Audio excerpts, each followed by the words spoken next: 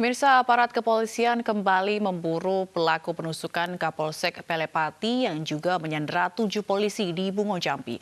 Hingga saat ini, polisi telah menahan 21 orang warga yang dicurigai terlibat dalam aksi.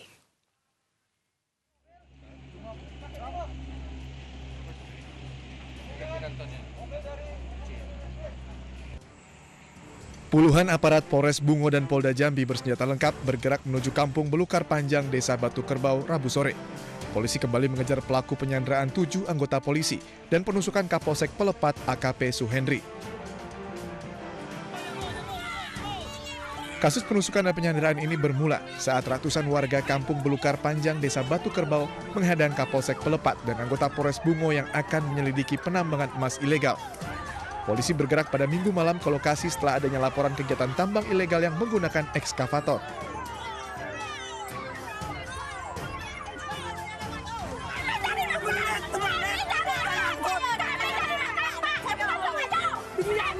Polisi yang datang sekitar pukul 9 malam langsung diteriaki warga yang telah berkumpul.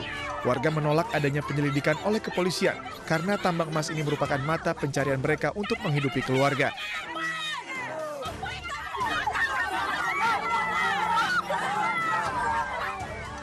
Warga pun mulai melempari dengan batu dan membuat polisi akhirnya menjauh. Setelah berada di tempat aman baru diketahui bahwa Kapolsek Pelepat AKP Suhendri tertusuk. Mendapat informasi Kapolsek Pelepat dan anggota Polres Bungo Jambi dihadang dan sempat disandra ratusan warga, AKBP Trisaksono Puspo Aji langsung mengerahkan seluruh jajaran untuk ke lokasi.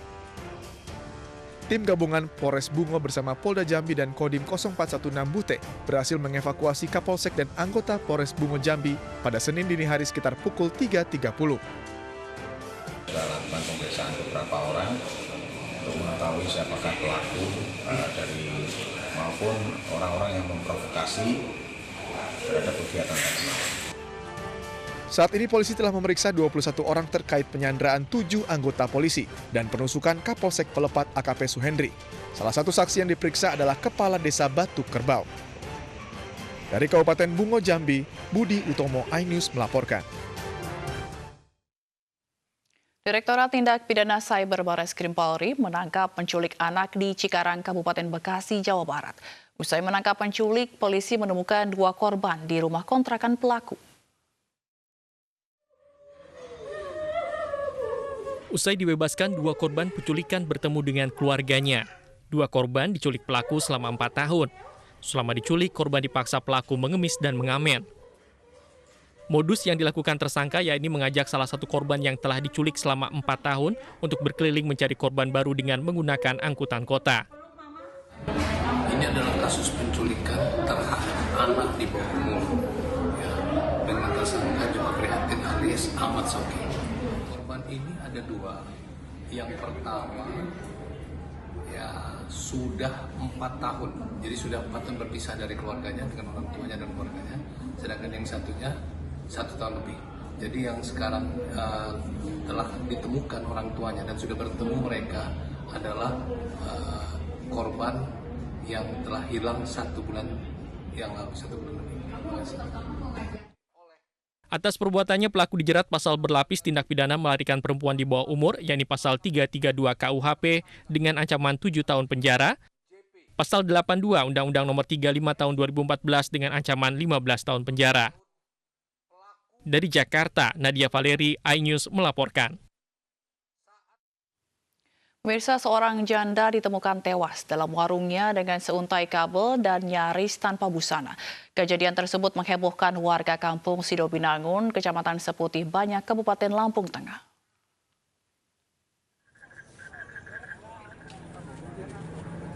Warga kampung Sidobinangun, Kabupaten Lampung Tengah, digegerkan dengan meninggalnya seorang janda parubaya berumur 40 tahun yang menggunakan pakaian setengah telanjang. Berawal dari tetangganya yang curiga lantaran hari sudah malam, lampu warung milik korban tidak menyala, namun kondisi warung terbuka.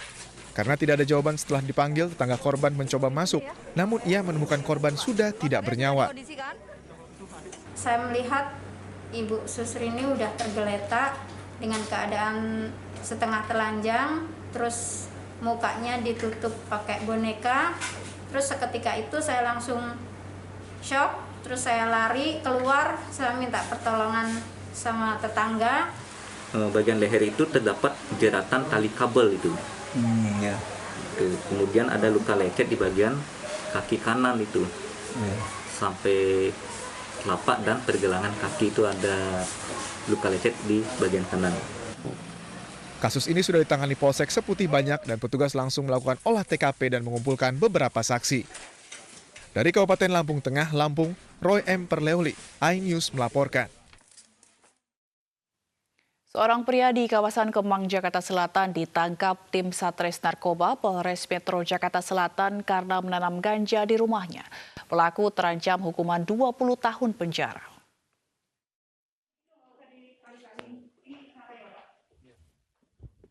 Seorang pria berinisial KWP ditangkap usai aparat Satres Narkoba Polres Metro Jakarta Selatan menggerebek rumahnya di kawasan Kemang.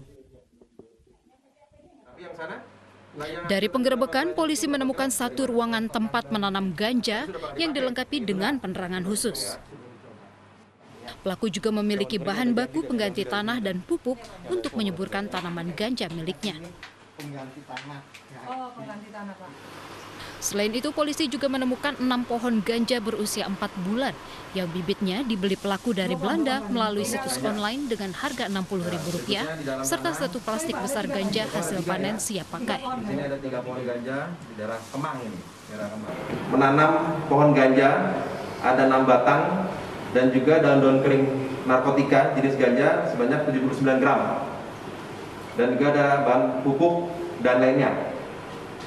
Mereka digunakan untuk diri sendiri. Nah, sementara masih kita kembangkan apakah yang bersangkutan dijual ke kemarin hari Selasa. Atas perbuatannya, pelaku dijerat dengan pasal 114 Junto 111 Undang-Undang Narkotika dengan ancaman hukuman 20 tahun penjara dan denda minimal Rp10 miliar. Dari Jakarta, dan Helmi Sajangbati, iNews melaporkan. Polisi berhasil membongkar peredaran narkoba jaringan internasional Malaysia-Indonesia di Jalan Poros Samarinda, Bontang, Kalimantan Timur. Barang bukti sebanyak 65 kg sabu disita dari 2 pelaku.